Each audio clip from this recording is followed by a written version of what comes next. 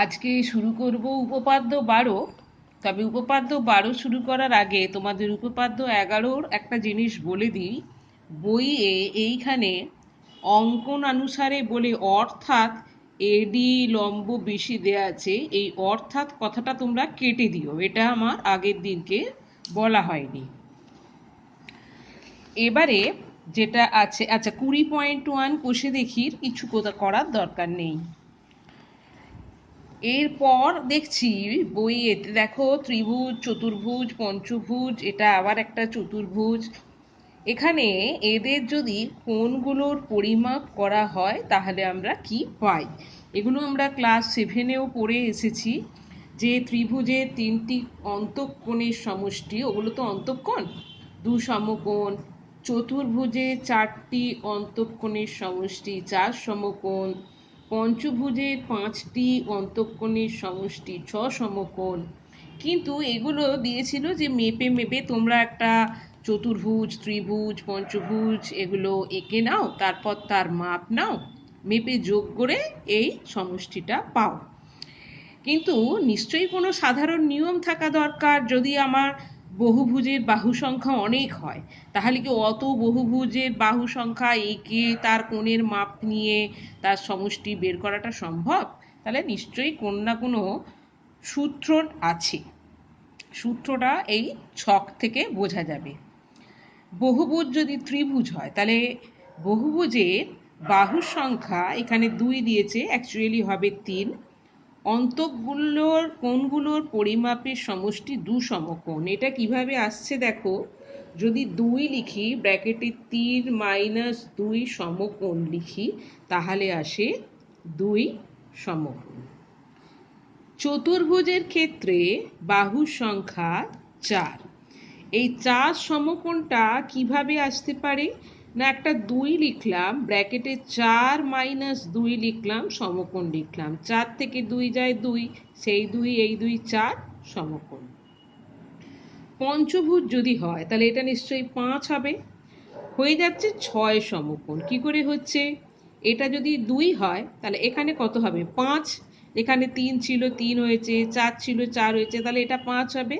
তাহলে 5 - 2 সমকোণ, তাহলে 5 থেকে 2 যায় 3, তাহলে 3 দুগুণে 6 সমকোণ, তাহলে এটা পাচ্ছি। এখানে আরও কিছু ত্রিভুজ দিয়ে তোমাদের ষড়ভুজের অন্তঃকোণের সমষ্টি বলে দিয়েছে, সপ্তভুজেরও অন্তঃকোণগুলোর সমষ্টি বলে দিয়েছে। সেখান থেকে উপপাদ্য 12 যেটা পাই, তার আগে যে সাধারণ সূত্রটা পাই সেটা বলে দিই। যে কি সাধারণ সূত্র পেলাম যে যদি n সংখ্যক বাহু বিশিষ্ট বহুভুজ হয় তাহলে তার অন্তঃকোণগুলোর পরিমাপের সমষ্টি হবে 2 × n-2 সমকোণ। কি বললাম? যদি n সংখ্যক বাহু বিশিষ্ট কোনো বহুভুজ হয় তাহলে তার অন্তঃকোণগুলোর পরিমাপের সমষ্টি হবে 2 × n-2 সমকোণ। এবার উপপাদ্য কি বলছে? যে যুক্তি দিয়ে ধাপে ধাপে প্রমাণ করি যে n সংখ্যক বাহু বিশিষ্ট বহুভুজের অন্তঃকোণগুলির পরিমাপের সমষ্টি 2 × n-2 সমকোণের সমান। তো এটাই আমি খাতায় তুলে নিয়েছি, এবার বলছি দেখো। প্রথম কথা হচ্ছে যখন বহুভুজটা আঁকবে n সংখ্যক, তো তাহলে এরকম এরকম এরকম এরকম এরকম, এবার এরম এরম তো অনেক হতে পারে বাহু, তো সেই জন্যে এটা যোগ করেও আরও যেহেতু বাড়তে পারে সেজন্যে এরকম ডটেড লাইন দেয়া আছে একটা, দেখো এরকম একটা ডটেড লাইন দেয়া আছে। এবার এখানে নাম ছিল ABCDEFG, এরকম নাম দেয়া ছিল। তো এখানে বলছি প্রদত্ত ধরি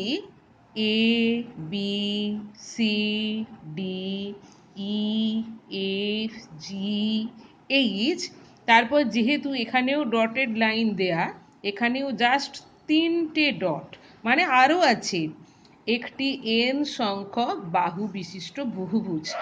n সংখ্যক মানে হচ্ছে তুমি n এর জায়গায় যে কোনো পূর্ণ সংখ্যা বসাতে পারো, অবশ্যই ধনাত্মক, মানে 3-এর বেশি হবে। 3, 4, 5, 6, 7, 8, 9, 10, 14, কখনোই সেটা 3.5 বা 4.2-7 নিশ্চয়ই এরকম হবে না। আচ্ছা, প্রামাণ্য কি? না, n সংখ্যক বাহু বিশিষ্ট বহুভুজের অন্তঃকোণগুলোর সমষ্টি 2 × n-2 সমকোণ। এবারে একটু অঙ্কনের প্রয়োজন আছে, আমি এটা আগেই এঁকে রেখেছি।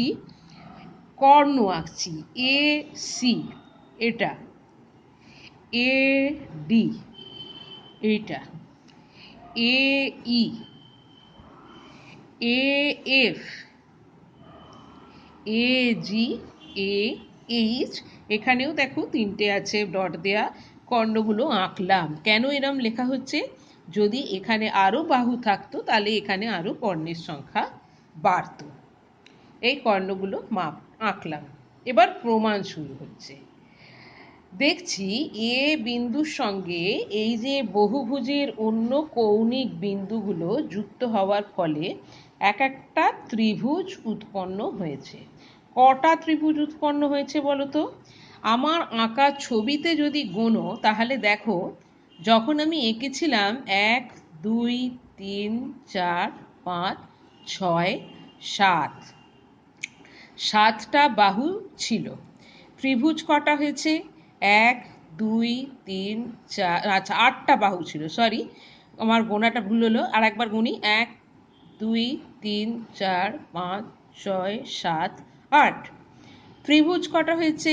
1, 2, 3, 4, 5, 6। তাহলে 8টা যখন বাহু বিশিষ্ট বহুভুজ, তখন ত্রিভুজ হলো 6টা, তার মানে 2টো কম। ঠিক সেরকম এ বিন্দুর সঙ্গে বহুভুজের অন্য কৌণিক বিন্দু C, D, E, F, G, H, 3টে ডট, মানে একই কথা বলছি বারবার, যদি এগুলো হতো যুক্ত করার ফলে, অর্থাৎ এ বিন্দুগামী A C, A D, A E, A F, A G, A H কর্ণগুলি অঙ্কনের ফলে n-2 সংখ্যক ত্রিভুজ তৈরি হয়েছে। কেন বুঝতে পারছো? n ছিল আগে, তার থেকে 2টো কম, যেমন 8 ছিল, 2টো কম 6 হয়েছে।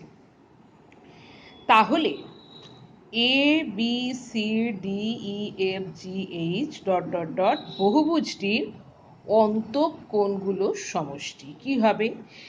না, অন্তঃকোণ মানে এই পুরো এই কোণটা, তার সঙ্গে এই কোণটা, এই যে সি কোণটা, এই যে ডি কোণটা, এরমভাবে হতে থাকবে।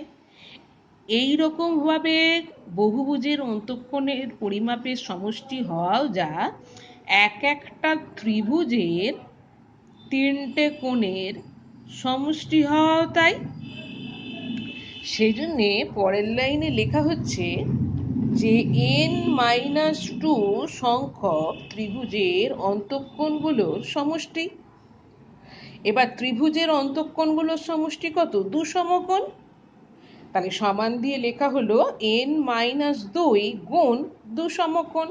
সেই জন্যে এই 2টাকে সামনে রেখে লেখা হলো 2 × n-2 সমকোণ। আবারও বলে দিচ্ছি, এই বহুভুজটার অন্তঃকোণগুলোর সমষ্টি কি হচ্ছে? এই বহুভুজটার অন্তঃকোণগুলোর সমষ্টি হচ্ছে প্রত্যেকটা ত্রিভুজের অন্তঃকোণগুলোর সমষ্টির সমান।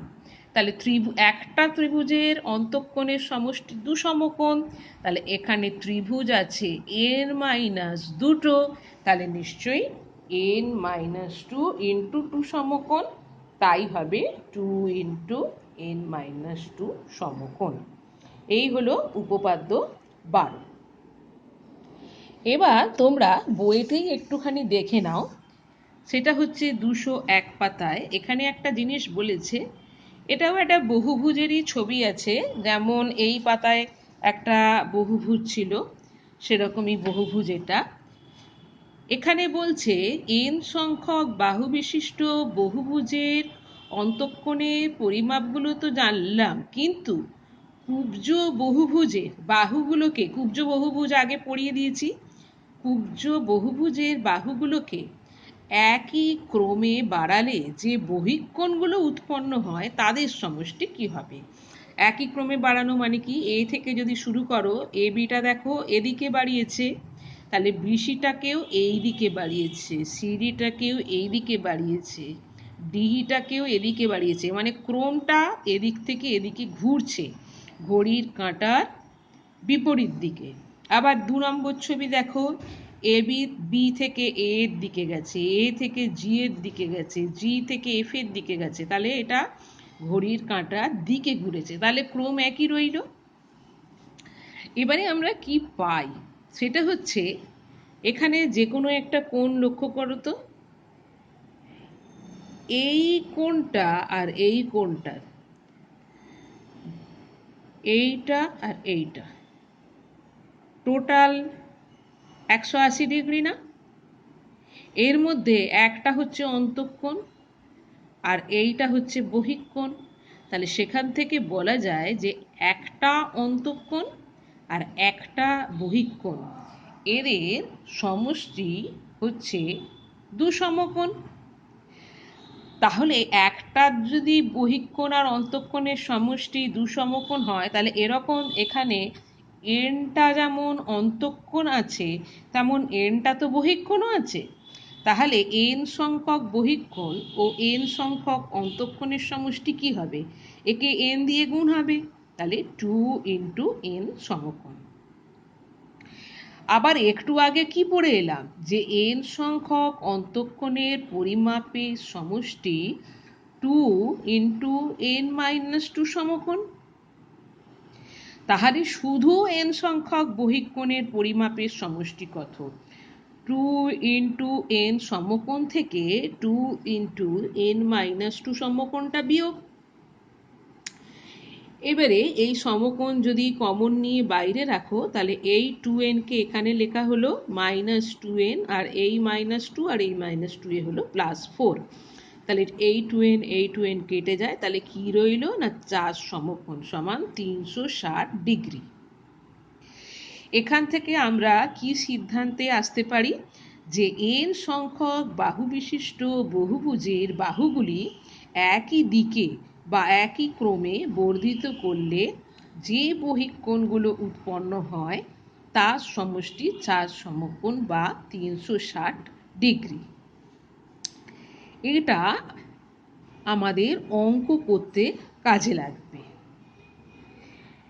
এবারে দেখো এখানে দুটো বৃত্ত আঁকা হয়েছে, এই বৃত্তে এই কেন্দ্রে এখানে 5টা আর এখানে 6টা ত্রিভুজে বিভক্ত করা হয়েছে, এবং এই ত্রিভুজগুলো এমনভাবে হয়েছে দেখো প্রত্যেকটা ত্রিভুজ সমান, এখানেও দেখো তাই। এবং এই যে ত্রিভুজগুলো সমান হওয়ার পর এই যে পঞ্চভুজটা দেখা যাচ্ছে বা এই যে ষড়ভুজটা দেখা যাচ্ছে, এখানে খুব ভালো করে লক্ষ্য করো A B B C C D প্রত্যেকটা বাহু হয়েছে সমান, এখানেও তাই।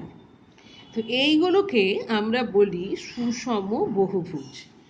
এখানে তোমাদের পরের পাতায় এসো 202 পাতায়, কাকে বলবো সুষম বহুভুজ?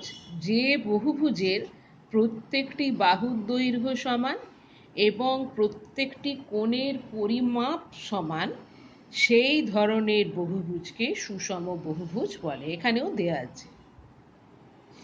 এইরকম সুষম বহুভুজ হচ্ছে ত্রিভুজ হলে হবে সমবাহু ত্রিভুজ, চতুর্ভুজ হলে হবে বর্গক্ষেত্র। এবার এসো প্রয়োগ 5-এ। এগুলো মনে রেখো, এখানে ছোট ছোট অঙ্ক আছে, ঠিক আছে? প্রয়োগ 5-এ যেটা আছে, n সংখ্যক বাহু বিশিষ্ট সুষম বহুভুজের একটি অন্তঃকোণের পরিমাপ ও একটি বহিঃকোণের পরিমাপ কি হবে দেখি। তো সুষম বহুভুজের প্রতিটি বাহুর দৈর্ঘ্য ও প্রতিটি অন্তঃকোণের পরিমাপ সমান, তাহলে সুষম বহুভুজের প্রতিটি বহিঃকোণেরও পরিমাপ সমান। আর একটু আগে কি পড়ে এসেছি, n সংখ্যক বাহু বিশিষ্ট সুষম বহুভুজের অন্তঃকোণগুলোর পরিমাপের সমষ্টি 2 × n-2 সমকোণ। তাহলে এখানে প্রত্যেকটা কোণ তো সমান, তাহলে একটা কোণের মান কিভাবে বার করব? এটাকে n দিয়ে ভাগ করে। তাহলে অতএব একটি অন্তঃকোণের পরিমাপ হচ্ছে 2 ইন্টু n মাইনাস 2 সমকোণ ভাগ n, যেটা এভাবে লেখা হলো। আর একটা বহিঃকোণের মাপ কি করে বার করব? একটু আগেই তো বললাম যে বহিঃকোণগুলো সমষ্টি হচ্ছে 360 ডিগ্রি। তাহলে 360 ডিগ্রিকেও n দিয়ে ভাগ করব, তাহলে পাবো 360 ডিগ্রি বাই n।